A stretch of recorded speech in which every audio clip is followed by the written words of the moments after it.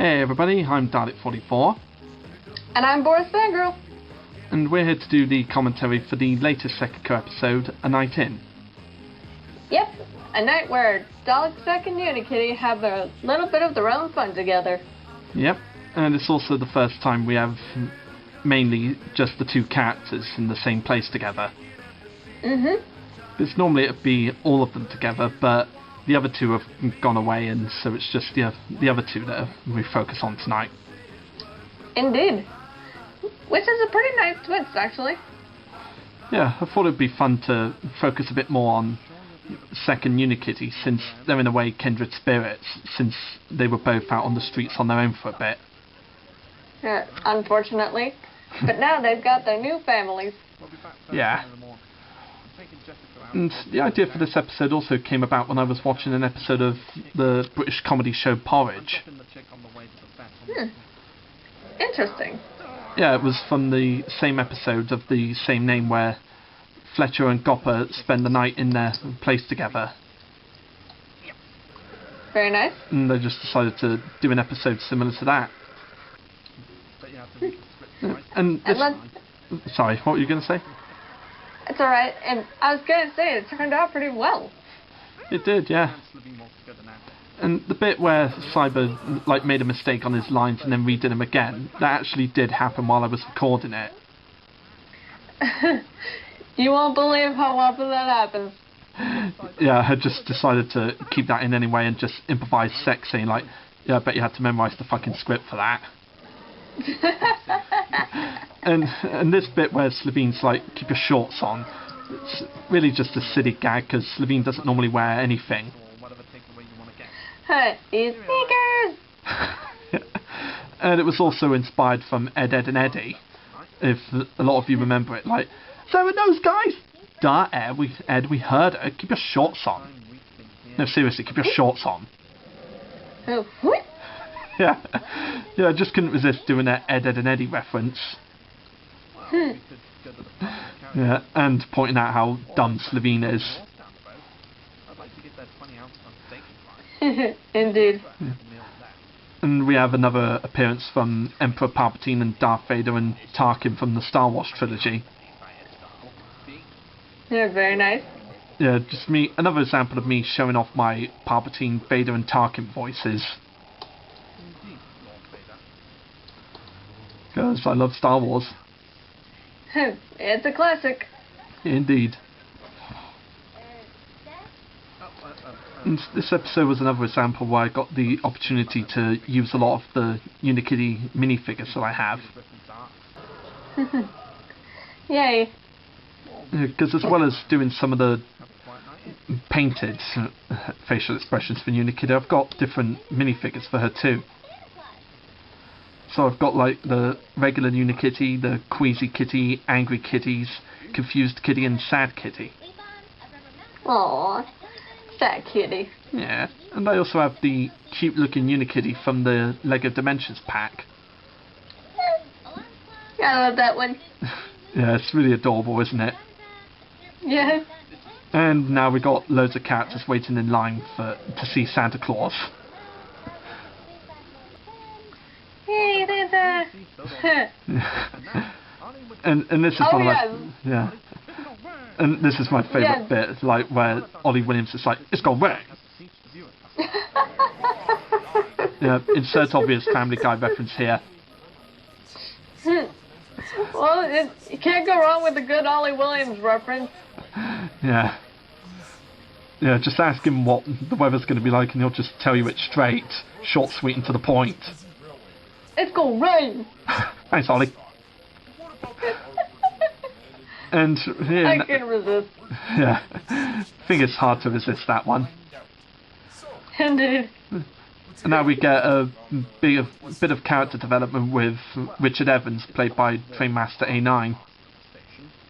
Yep. Way to go, Alex. Yeah, the character that was introduced in the 5th anniversary special and got a cameo in the Christmas special, and I just decided to expand on his character. Nice. Yeah, at first he was this really excitable character that really got into the race, and here I just decided to make him sort of the Troy McClure of Sodor. Cool. Hence the "you may remember me from such and such" line.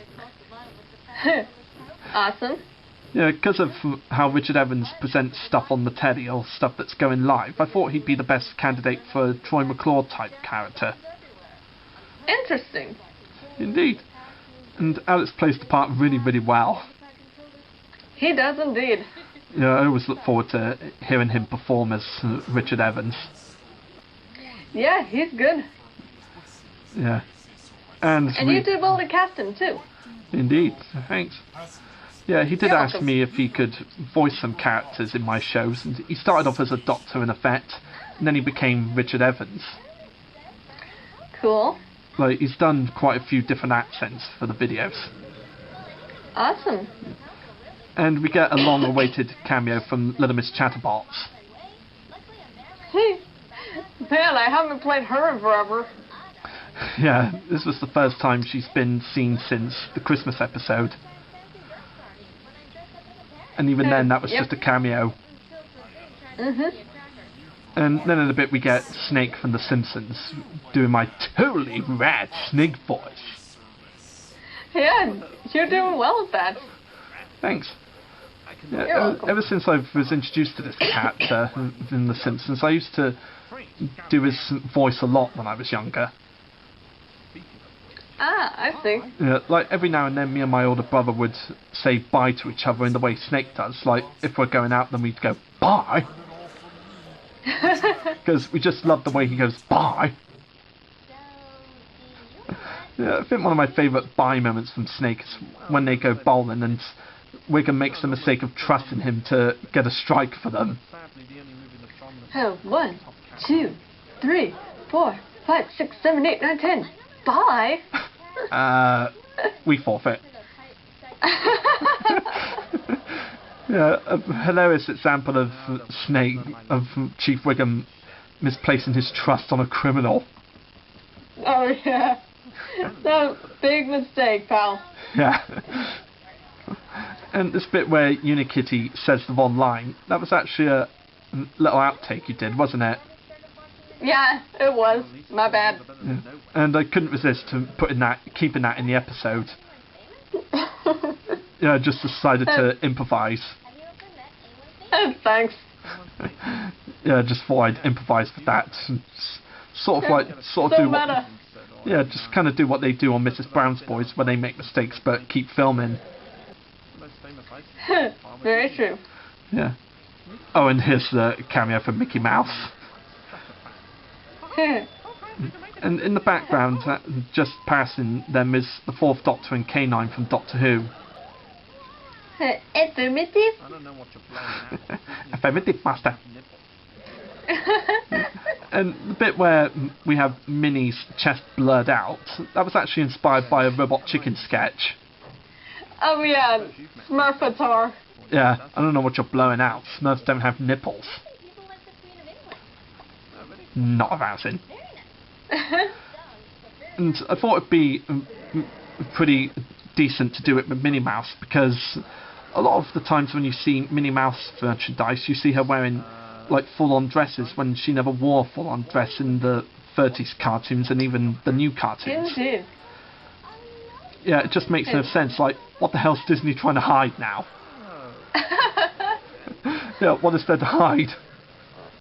So in the new Minnie Mouse short, Ode to Minnie, she actually wears black shirts. Oh yeah. Yeah, when she ripped on the Mickey Mouse Clubhouse dress for making her look too young. Yeah. Too young. Alright, where are we at next? We're here where Unikitty talks about like the assumptions they make on TV. Oh yeah, like, especially when it relates to different stereotypes for animals. Yeah. And yes, skunks are always smelly. That can be an annoying trope. Even though skunks, like, they don't smell bad, they just give off a bad smell. Yeah, it's like a old-fashioned cliche from Looney Tunes onwards. Yeah, Pepe Le Pew, Roswell, a lot of the skunk characters have their fumes exposed. Yeah. Oh, and now here's the bit where, with the rude police officer who hates chuggers. Oh my gosh. Yeah, I don't know if a lot of you British fans know, but that actually came from an incredibly racist joke from the young ones. I'm not entirely sure what a chunga or chugga is, whatever. Yeah, a chugger is basically a charity case who goes door to door trying to sell people crap. Wow. And I did that sketch to express me and my family's hatred to chuggers. I see. And it was also based off of this really offensive joke in the young ones where a policeman tries to nick a white man just because he thinks he's a black person because of how racist police officers were in the 80s. Oh yeah. And he just calls the guy, before realising the truth, he just calls the guy several offensive words like coon and all that, and a certain word that begins with M that I'm not going to say. Yeah, good idea. Yeah. Never say that. Yeah, because I know how incredibly racist that word is. Indeed. But I still find myself laughing at that sketch because of how silly the police officer is, being like, ho, ho, ho, I've got your number, you're nicked. Yeah. So I just decided to do a little reference to that sketch, but of course changing it so it wouldn't be racist. Good idea. Oh, and here's the Lego artist who finally makes an appearance. Yeah, that artist actually came up at the last minute while I was editing this episode. Wow. Yeah, I'd most recently got him from firestartoys.com and decided I have to put him in this video somehow. I don't care how I'm going to put him in it, but he has to be in it. Cool. And it shows him repainting James in his Bumblebee colours. Yeah, curse you, season 10! Oh yeah, perks on me, la-ti-da. Yeah. Worst paint job ever. Yeah, I didn't care how I was going to put that artist in, but I knew I had to put him in. And me doing an incredibly bad French accent. Awesome. Yeah. And now here we got the scene where Sek and Unikitty only just wake up and then go to bed. Oh, they're so cute sleeping. Yeah. And in a moment we get the adorable moment with Sek carrying Unikitty up the stairs. And I've got to say, while doing that scene, I had a bit of a kerfuffle getting Unikitty to stay on Sek's plunger and gun. Huh. I thought it looked so easy since, actually, that did look kind of difficult. Yeah, it was. I mean, the body stayed on okay, but Unikitty's head just kept falling off. Yeah, her head just kept falling off her body, so in the end I just decided to secure it with some blue tack. Alright. Good idea. Yeah. Yeah, just decided to secure it with blue tack rather than keep mucking about with it. And the bit in a moment where Unikitty does the whole no poo-poos, no boo-boos and no hoo-hoos thing, that was actually inspired from the Lego Movie Outtakes video. I was wondering what that other line of mine was from. Yeah, it was just from the outtakes that you can find on the Lego Movie Blu-ray set. Yeah, which just where Alison Bray just randomly loses control of it and goes like, no poo-poos, no boo-boos, and no hoo-hoos. Poo-poo. Yeah. Yeah, never ignore poo-poo. That's not called Cloud Poo-Poo Land. Poo-poo land. Yeah, where everybody That's the dark side of town. Poo-poo land, where everybody poo-poos your poo-poo.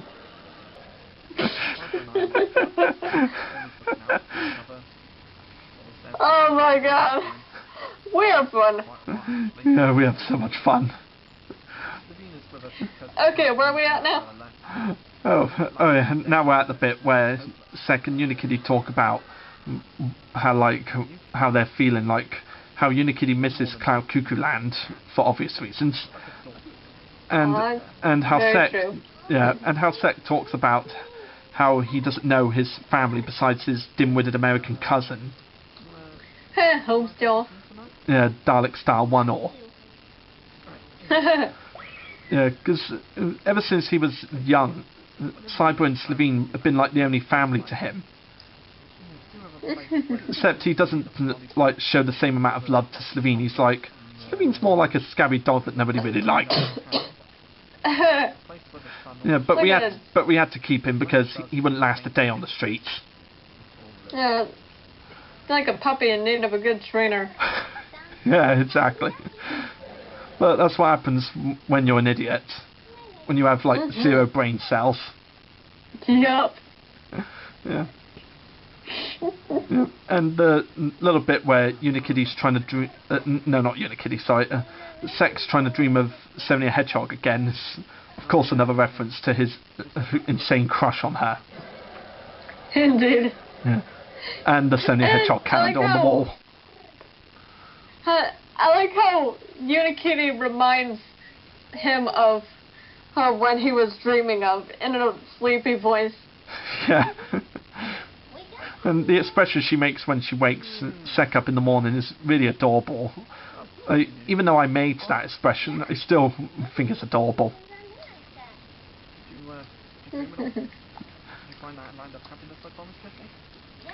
That was fun. Yeah. And when she talks about her dream of being in this like sweetie land with Benny, the 1980 something space guy, that was a reference to. Yeah, 'cause when they did the end of the movie, when they showed the end of the movie where everyone celebrates, it kind of gives you the hints that Unikitty and Benny might have a thing. Wow. Yeah, well, mostly with Unikitty cuddling up to Benny, but that's really all we get. Alright. But you don't know, that might lead to something in the sequel. We'll see what happens. Yeah. And I still love that line where Sek says that, where Unikitty says that Sek came in and joined in on the fun in their dream. Aww. Yeah, like someone jumped on the boat with us. What kind of plonker would do that? You did. No, it couldn't have been me. I was with Sonia and a harem all night. Oh. And Slovene going to Nando's was based off of my love of Nando's chicken. Oh yeah. Yeah, because they do really spicy chicken and it's absolutely gorgeous. Yeah, it's all like peri spices and whatnot. I don't know if I'd be able to handle that. Yeah, they do different types of hotness. There's plainish, which is the least hot. Oh, I could do that one. Yeah. And Slovene does the Homer Simpson thing with sausages. Yeah, I just couldn't resist having Slovene do a Homer Simpson. Cool. Yeah, it's just something like how much he loves food. Nice. Yeah. And we're at the end where Unikitty suggests they have another night in, just the two of them. And she just... Oh, that would be fun. And she waves her head about back and forth. Yeah, to be honest, I'm not really sure why she was doing that. Yeah, I just thought of it would be just this random cute thing that she does. Oh, adorable. Yeah, just a random cute Unikitty moment. Adorable. Yeah. And Thanks for explaining that to me. That's right. And even though Sek and Unikitty were the only main characters in the episode, we get the credits with the shitload of other characters who made cameos. Hit a lot of characters. Yep. And only 3 YouTube actors and Chris Pratt's archive recordings. Yeah, because I just decided to use Emmett's laugh after watching Wear My Pants as a reaction to James's paintwork. Yeah. Well, my marvelous.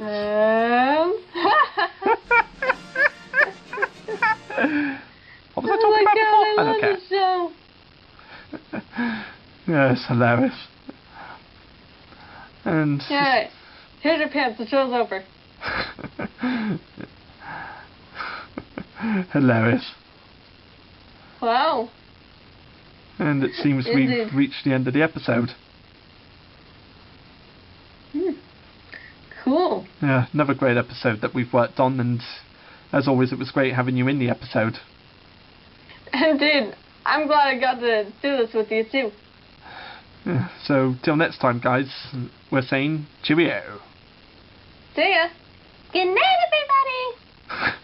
everybody. Adorable. Thank you.